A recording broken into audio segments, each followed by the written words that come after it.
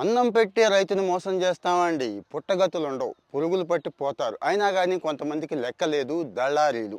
రైతు ఎక్కడైనా మోసపోతున్నాడు అడ్డంగా అంటే దళారీల చేతుల్లోనేనండి. మరి ఇలాంటి దళారీల కథ ఒకటి చెప్తాను, రైతులకు షేర్ చేయండి. అబ్బా ఎవడు హెల్ప్ చేస్తాడు అనుకోకుండా నాకైతే కామెంట్లో పెట్టండి.